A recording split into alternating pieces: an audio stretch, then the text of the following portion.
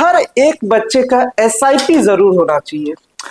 अभी तक जो ट्रेडिशन हमारे इंडिया में, हमारी कंट्री में चलता आ रहा था, वो था कि बेबी हुआ, बच्चे हुए, एक बच्चे के लिए चाइल्ड प्लान करा लो, सुकन्या करवा लो, ये सारा चीजें बहुत अच्छे से प्रमोट होता है। लेकिन एक चीज बहुत अच्छी तरह से आप लोगों को समझना चाहिए कि जिस भी प्रोडक्ट में दम नहीं होता है, उसका मार्केटिंग एकदम पीक पर होता है।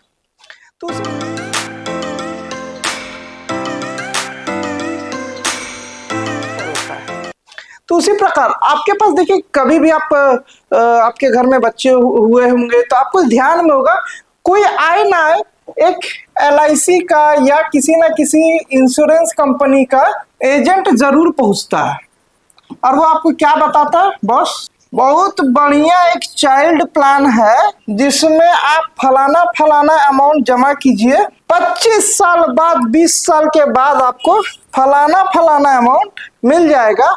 अगर कुछ हुआ तो बीच का जो पैसा आपको जमा करना है वो इंश्योरेंस कंपनी कर देगी, और जो बच्चे को मिलना है वो भी मिल जाएगा, प्लस इंश्योरेंस का कवरेज भी रहेगा, कितने का, तो फलाना अमाउंट का। बहुत अच्छा से ये कहानी बताया जाता है। लेकिन दोस्तों, इसमें ना एक बहुत बड़ा कैच है। मैं आपको इंश्योरेंस गलत नहीं बोल रहा हूँ कि इंश्योरेंस नहीं कराना चाहिए। Insurance is essential, insurance mandatory चीज है हर एक व्यक्ति क्या, जिसके ऊपर अपने परिवार की रिस्पॉन्सिबिलिटी है या उसके ऊपर किसी भी प्रकार की कोई लाइबिलिटीज है, तो उसका इंश्योरेंस मैंडेटरी है, होना चाहिए। हम लोग बोलते हैं नहीं बॉस, चाहिए आपको इंश्योरेंस। फाइनेंशियल कंसल्टेशन का एक बहुत बड़ा पार्ट है इंश्योरेंस। लेकिन इंश्योरेंस इज प्रोटेक्शन, इसको समझिए। इंश्योरेंस आपको रिस्क से बचाने के लिए है। इंश्योरेंस कभी भी सेविंग करने के लिए नहीं है, इंश्योरेंस कभी भी इन्वेस्टमेंट के लिए नहीं है। यह गड़बड़ क्या हुआ है कि इंश्योरेंस कंपनियां इंश्योरेंस ना बेचकर इन्वेस्टमेंट बेचती है। क्या इन्वेस्टमेंट है बॉस? ट्रेडिशनल इन्वेस्टमेंट है, यूलिप है। दो प्रकार के इंश्योरेंस है, ट्रेडिशनल और यूलिप। अगर इस टॉपिक पर मैं पूरा जाऊं तो बहुत लंबा ये वीडियो चल जाएगा, तो इसमें अभी नहीं जाते। सिंपल जो हमारा जो इस वीडियो का टॉपिक है, बच्चों के लिए एसआईपी होना चाहिए, क्यों होना चाहिए उस पर बात करते। देखिए, इसको बहुत सिंपल से, आप इंश्योरेंस में आप यूलिप कीजिए या ट्रेडिशनल कीजिए, दोनों ही कंडीशन में आपको मोर्टेलिटी चार्जेस लगता है। अब ये मोर्टेलिटी चार्जेस क्या है? ये इंश्योरेंस का रिस्क का पैसा है बॉस। कोई भी इंश्योरेंस कंपनी आपको फ्री में थोड़ी रिस्क उठाएगी। गाड़ी का इंश्योरेंस कराते हैं, 20,000 रुपया प्रीमियम देते हैं, क्या कंपनी पैसा वापस करती है अगर कुछ नहीं होता है? तो नहीं करती है ना। उसी प्रकार जब आप अपने बच्चे के लिए, अपने लिए इंश्योरेंस प्लान करने जाते हैं, तो काहे को उम्मीद करते हैं कि पैसा वापस मिलेगा? कभी नहीं। इंश्योरेंस प्रोटेक्शन है। मैं अपने बच्चे, अपने फैमिली के लिए एक प्रोटेक्शन ले रहा हूं कि कल को मैं ना रहा तो इंश्योरेंस कंपनी मैं जो अर्न कर रहा हूं उस हिसाब से इतना पैसा दे दे कि कम से कम मेरा परिवार का अगला 10, 15, 20 साल का खर्चा चले। इंश्योरेंस का मतलब ये होता है। हमेशा ध्यान रखिए, इंश्योरेंस लेने से पहले बहुत अच्छी तरीके से सोच समझ कर डिसीजन लीजिए। इंश्योरेंस, इन्वेस्टमेंट अलग अलग चीजें, अच्छे से समझिए, और फिर आप लोग जब आप इन्वेस्ट करते हैं तो आपको एक बढ़िया रिजल्ट मिलता है। चलिए, अब क्यों मैं कह रहा हूं कि आपके हर एक बच्चे के लिए, जिनका भी उम्र आज के दिन में 0 ईयर्स से लेकर 5 साल है, उनका एसआईपी होना ही चाहिए। इसके साथ में आप रखिए एक एलआईसी का चाइल्ड प्लान रखिए, इसके साथ आप एसबीआई का एक चाइल्ड प्लान रखिए, कोई प्रॉब्लम नहीं है। साथ में आप एक सुकन्या रखिए, जो रखना रखिए, लेकिन एक एसआईपी जरूर रखिए। क्यों? इसका पर्पस क्या? देखिए, एलआईसी आपको रिटर्न देगा मैक्सिमम। अगर यूलिप में भी चले जाइए तो आपको, ट्रेडिशनल में जाइएगा 5% से 7% मैक्सिमम। अगर आप यूलिप में जाइएगा तो यूलिप में आपको ये रिटर्न देगा, बहुत घिंच गाच के देगा, तो 8% से 10%, इससे ज्यादा नहीं देगा। वो दिखाएगा क्या कि दे रहा, फंड देता है। एलआईसी का मल्टी कैप फंड हो, बैलेंस्ड फंड हो, रिटर्न तो 12% 15% है, लेकिन उसमें से मोर्टेलिटी चार्जेस जब हट जाता है, कट जाता है, तो आपका बकायदा रिटर्न 8-10% ही रहता है लॉन्ग रन में। जब आप लंबे समय तक चलते हैं 15-15 साल, तो ये रिटर्न आता है। कोई भी इंश्योरेंस प्रोडक्ट इसी प्रकार का रिटर्न दे रहा है। सुकन्या में जाइए तो अराउंड 8.1% का रिटर्न दे रहा है, लेकिन क्या ये सफिशियंट है? अब ये क्यों नहीं सफिशियंट है? बस अगर हमको 10% भी रिटर्न मिल रहा है और हमारी कंट्री का इन्फ्लेशन है अगर 6.5%, तो मेरा पैसा कितना बढ़ा? 4.5%। दैट्स इट, ये मेरा ग्रोथ है, इतना पैसा बढ़ रहा है। तो इसलिए जब भी आप इन्वेस्टमेंट प्लान कीजिए ना, इन्वेस्टमेंट को अलग रखिए, सेविंग को अलग रखिए, टैक्स बेनिफिट को अलग रखिए। टैक्स बेनिफिट के लिए अलग इन्वेस्टमेंट, पैसे बढ़ाने के लिए, आपके गोल को जस्टिफाई करने के लिए, आपके गोल को बचाने के लिए, आपके समय पर जो पैसा चाहिए उसके लिए एकदम neat and clean investment plan कीजिए। इन्वेस्टमेंट क्या है? आपका हर किसी के लिए वो अलग हो सकता है। किसी के लिए वो गोल्ड हो सकता है, किसी के लिए वो इक्विटी हो सकता है, किसी के लिए वो लैंड या प्रॉपर्टी हो सकता है। अब ये पर्पस टू पर्पस अलग अलग होगा, और कभी रिलाय मत कीजिए एक जगह पे। ऐसा नहीं कि खाली आप जमीन खरीद के रखे हुए, खाली शेयर में पैसा लगाए हुए, खाली गोल्ड में इन्वेस्ट किए हुए, ऐसा नहीं होता है दोस्त। आपको डाइवर्सिफाई होना पड़ेगा, आपको नई नई जगहों पे, अलग अलग जगहों पे थोड़ा थोड़ा निवेश करके रखना पड़ेगा। Never put egg in one basket. हर जगह किसी भी फाइनेंशियल एडवाइजर से आप बात करेंगे और सिंपल ये आपको कहावत बताएगा, बॉस एक ही टोकरे में सारा का सारा अंडा नहीं रखा जाता है। कारण क्या है? गिरा ना सब फूट जाएगा। 2-3 जगहों पर रखिए, एक अगर किसी कारणवश कुछ कारणवश डैमेज होता है तो दूसरा तीसरा आपके सहयोग के लिए रहे। कोई नहीं कह सकता है कि स्टॉक मार्केट ही आगे जाके बढ़ेगा, या कोई नहीं कह सकता है कि लैंड ही बढ़ेगा। दोनों एक ही चीज है, किसको क्या समझ में आता है उस पर है ये चीजें। अब मैं जो बोल रहा हूं कि एसआईपी, अब एसआईपी क्या है? एसआईपी सिस्टमैटिक इन्वेस्टमेंट प्लान, बहुत लोग जान रहे होंगे, बहुत लोग नहीं भी जान रहे होंगे। काम कैसे करता है? बस इसका पैसा सिंपली म्यूचुअल फंड में जाता है, ठीक है, लेकिन टुकड़ा टुकड़ा करके, छोटा छोटा भाग करके। 1,000 रुपये महीना आप एसआईपी कर सकते हैं, 2,000 रुपये, 5,000 रुपये, आपके अपने बजट के अनुसार आप एसआईपी प्लान कर सकते हैं। अब ये रिटर्न कैसे देता है? पैसा तो मार्केट में ही लग रहा है। अब बहुत लोग पूछेंगे कि भाई पैसा तो डूब जाता है मार्केट में, बाजार में। देखिए, आप अगर प्रॉपर्टी में इन्वेस्ट करते हैं तो प्रॉपर्टी आप 10 जगह लेते होंगे ना, तो किसी 5 जगह का दाम बढ़ता होगा, किसी 5 जगह का दाम घट जाता होगा। जस्ट उसी प्रकार आप जब एसआईपी या म्यूचुअल फंड में भी इन्वेस्ट करते हैं, आप 4-5 कंपनियों, 10 कंपनियों, 20 कंपनियों में पैसा आपका बटकर लगता है, तो जाहिर सी बात है उसमें कुछ कंपनियां बढ़ेगी, कुछ कंपनियां घटेगी, लेकिन ऑन एन एवरेज आपको रिटर्न अच्छा निकल करके आ रहा है। आप प्रीवियस ट्रैक रिकॉर्ड, जमीन लेने जाते हैं तो कैसे लेते हैं? इसी प्रकार देखते बॉस, वो वाला एरिया जो है हमारा, उसका प्रॉपर्टी का दाम बहुत बढ़िया बढ़ रहा है, ले लो ले लो ले लो। ये आपका शहर है, आपको पता है ये वाला हिस्सा जो है इसका प्राइस बढ़ेगा, यहाँ से एक तो पुल बन रहा है, गवर्नमेंट का प्लानिंग चल रहा है, तो आप क्या करेंगे? यहाँ पे चलो भाई 2 प्लॉट ले लो। इसी प्रकार लेते हैं। कभी कभार ऐसा भी होता है कि प्रोजेक्ट कैंसिल भी होता है तो दाम घटता भी है। तो हर जगह उसी तरह से है। जब आप एसआईपी या स्टॉक मार्केट में भी इन्वेस्ट करते हैं तो सेम सिनेरियो है, सेम हो सकता है। कुछ प्रोजेक्ट अगर उन कंपनियों को अच्छा मिले तो अच्छा रिटर्न। अब ये आपको कौन सजेस्ट करेगा?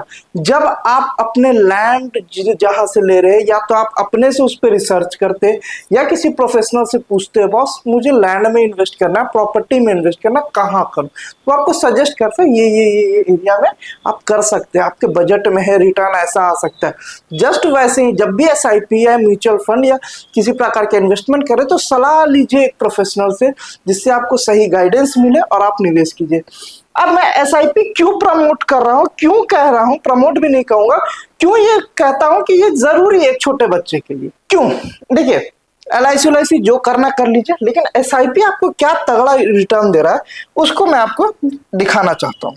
ये मैं मनी कंट्रोल को रेफरेंस ले रहा हूँ, आप लोग खुद भी जाकर के इसी तरह से जस्ट चेकआउट कर सकते हैं। कोई किसी प्रकार का कोई इसमें दिक्कत नहीं, आप खुद से भी जाकर के इसको ट्रैक कर सकते हैं। मैंने लार्ज कैप फंड को पकड़ा, आप अपने अनुसार जिस भी फंड में आपको विश्वास हो, जिस भी फंड में आपको ट्रस्ट हो, आप उसे रिसर्च कर सकते हैं। अब कुछ बेसिक चीजें हम लोग देखते हैं, जैसे कि देखिए bank of India blue chip fund, ठीक है, इसका क्या रिटर्न दिखा रहा है? तो 1 साल में 24%, 2 साल में 31%, 3 साल में 39%, ये सारा एब्सोल्यूट रिटर्न है। इससे बहुत बड़ा बड़ा रिटर्न भी है, लेकिन छोड़ दीजिए, इतना नहीं देखने का जरूरत है। यहाँ से जो सबसे ज्यादा लोएस्ट है 17%, तो 17 भी मिल रहा है, छोड़ दीजिए 17 भी नहीं, अगर 10% या 12% भी रिटर्न अगर आपको मिल गया, मैं एवरेज बता रहा हूं, 10 से 12% भी अगर आपको रिटर्न मिल गया, मिलना है जो कि आप देख लीजिए, कोई भी उससे कम में नहीं है। आप खुद जाकर के एक बार स्टडी कीजिए, खुद कीजिए, किसी से पूछने का नहीं है, पहले खुद समझिए, फिर जाकर के क्वेश्चन कीजिए। दिक्कत यहाँ ये है कि हम लोग डिपेंडेंट हो जाते हैं किसी पे, डिपेंडेंट नहीं होना, आप खुद पहले रिसर्च कीजिए और फिर जाकर के अपने एडवाइजर से कंसल्टेशन लीजिए, उसे क्वेश्चन कीजिए, बॉस क्यों ये फंड, ठीक है, वो आपको जवाब देगा। अब 10 से 12% भी रिटर्न आ रहा तो सफिशियंट है। अब अगर एक मिडिल क्लास फैमिली जो एवरेज मान के चलिए, बच्चा जब उसका जन्म होता है ना, तो LIC वाला उसको एक 50,000 का पॉलिसी 25 साल के लिए चिपका के ही जाता है, कुछ नहीं तो 30-35 हजार का तो दे ही देता है उसको, ठीक है, लेकिन उसके बजाय इंश्योरेंस दे तो बेहतर है। लेकिन ठीक है, जो भी दे रहा है, वीडियो हो सकता है डिलीट भी हो जाए, क्योंकि LIC वाले लोग भी और इंश्योरेंस कंपनी देखेंगे तो उसमें थोड़ा प्रॉब्लम भी हो, तो आप लोग जो भी है देखकर शेयर जरूर कर लीजिएगा अपने जो भी आप लोग के मित्र है, जिनके भी बेबी है। एक एग्जांपल ले लेते हैं, चलिए 2,000 रुपए का, और चाइल्ड बच्चे का उम्र पकड़ लेते हैं 2 साल। अब अराउंड मान के चलिए कि इसका 18 साल की उम्र में जरूरत पड़ने का है, तो अब अपने पास टाइम कितना है कि 16 साल का हमारे पास समय है, जिसमें अपने को कॉर्पस बनाना है, मतलब बच्चे के हायर एजुकेशन के लिए पैसा इकट्ठा करना है। कितना हो सकता है? हम लोगों ने रिटर्न क्या माना, मिल रहा है 17%, हमने बोला चलो 10 से 12% भी मिलता है तो देखिए क्या हो सकता है, ठीक है। चलिए, ये सिंपल फाइनेंशियल कैलकुलेटर है, आप खुद से भी कैलकुलेट करना चाहे कर सकते हैं, ठीक है।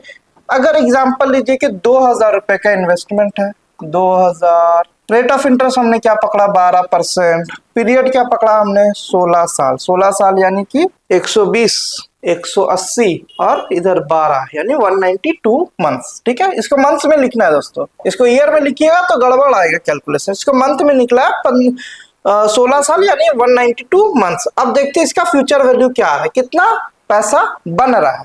तो लगभग 12% पर जब हम लोगों ने कैलकुलेट किया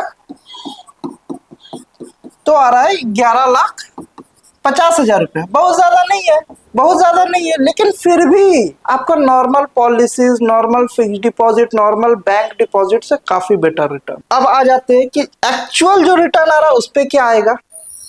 एक बार 17% पे देख लेते हैं, जो लोएस्ट रिटर्न है 19,61,000 रुपए। कितना? 17% पर 19,70,000 रुपीज। कुछ नहीं तो कुछ तो आएगा। अब इसमें आपने, अब ये भी एक बहुत बड़ी देखने वाली बात है कि आप जमा कितना कर रहे हैं। 19 लाख रुपए के लिए आपने जमा किया है 3,84,000, मतलब 3 लाख रुपए जमा करके कितना गुना हो जा रहा है, सफिशियंट है। इससे क्या ज्यादा रिटर्न देगा आपको? अगर रिटर्न और अच्छा चाहिए, आपको चाहिए कि नहीं मेरे को मैच्योरिटी में कॉर्पस जो है वो बहुत अच्छा मिले, कम से कम 50-60 लाख, आज के दिन में समझिए तो 19,70,000 रुपए में एक प्राइवेट कोई कॉलेज से ना इंजीनियरिंग में नहीं होगा, डेंटल उंटल भी नहीं होगा, छोटा मोटा कोर्सेज जो है, ठीक है।